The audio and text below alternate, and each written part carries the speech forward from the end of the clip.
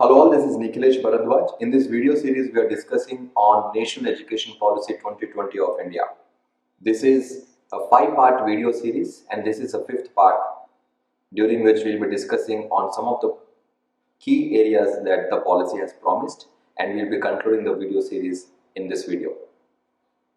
The first of those promises that has caught my eye is that the Anganwadi centers, which are till age of 5, that are established across the country, will be strengthened with high quality infrastructure, play equipment and well-trained Anganwadi workers or teachers. So we can expect the government investing a lot into Anganwadis.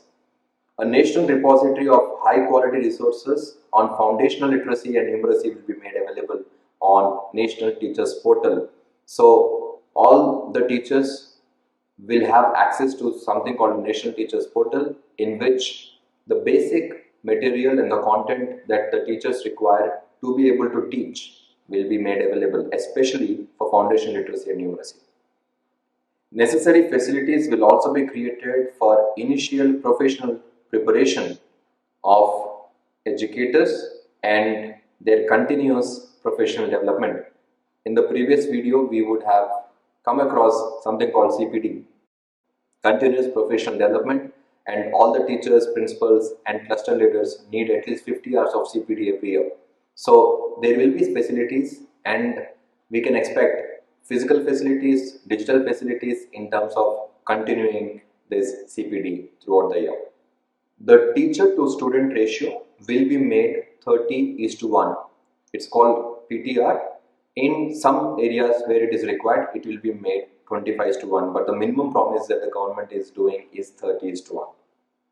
The nutrition and health, which includes mental health also, of children will be addressed through healthy meals and introduction of well-trained social workers, counselors and community involvement into the schooling system, as well as through various continuing measures for addressing poverty that may lie beyond the education system.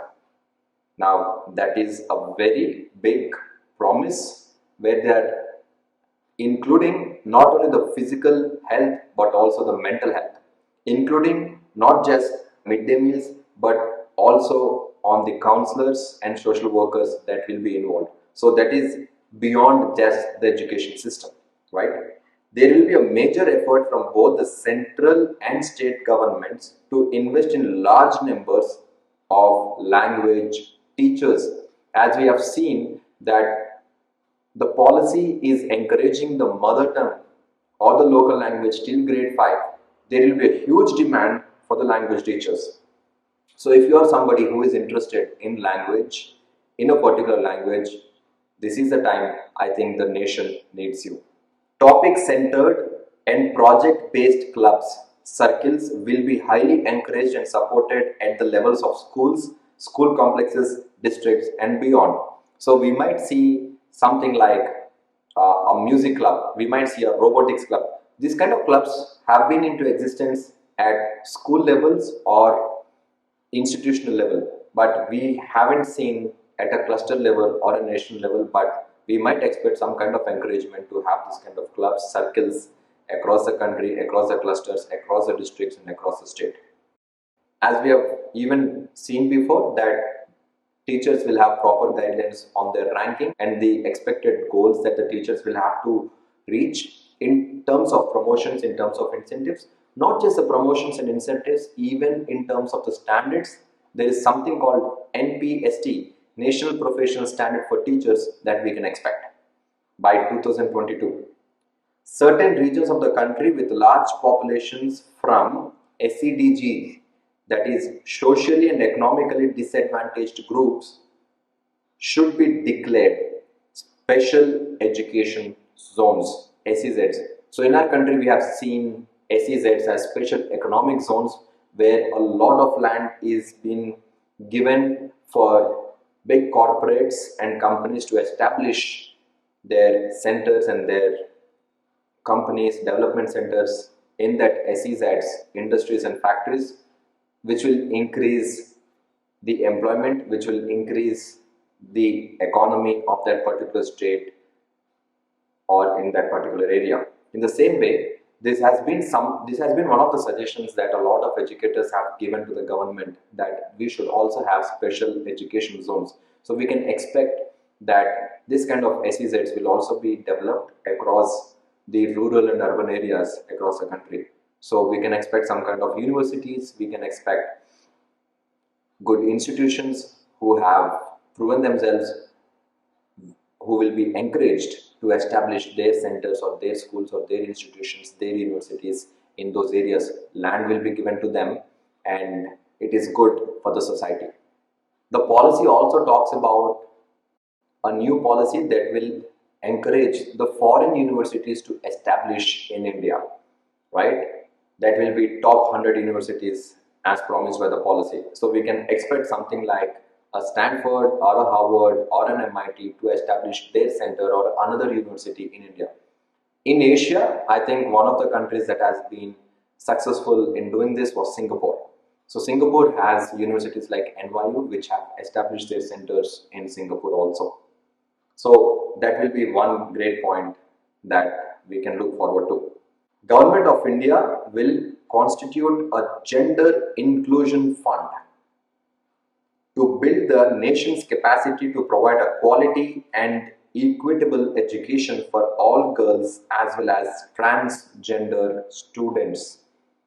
I really like the word transgender students along with girls, because I think this is important for us to identify the third gender also. So the government has promised that there will be a gender inclusion fund, and I am seriously looking forward to this.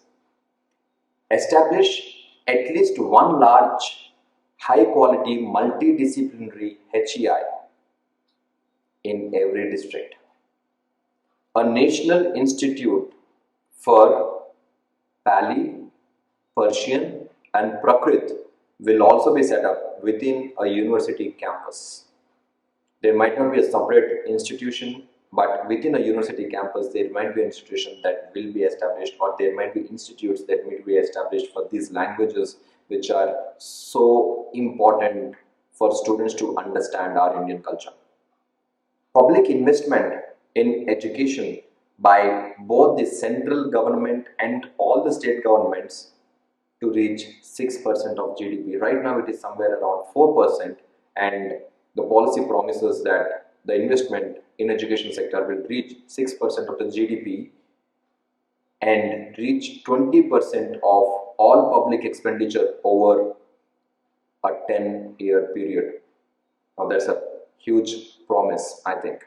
Overall, if at all we look at the whole National Education Policy 2020, I have tried maximum not to read any of the reviews. I stopped myself from watching videos of National Education Policy 2020 because I did not want any kind of influence on what I talk. In the whole video series, I tried to speak exactly the same words that the policy has spoken, and I have tried to keep things black and white without including my opinions. Personally speaking, I am really looking forward to how the implementation will happen. Otherwise, I can say that this is a great policy to read. If you're really interested to read, I will be sharing the link to this National Education Policy, which is a 60-page policy, in the description below. I will also be sharing my presentation, so you can go through either of those things. And if you have any of the questions that you would like to ask, or if you think that I have not understood something correctly, feel free to comment in the comments below. I'll be delighted to understand this policy much deeper and try to answer your questions if I can answer that. Thank you very much. Wish you all have a great learning experience in the country going ahead. Take care, stay safe, stay home.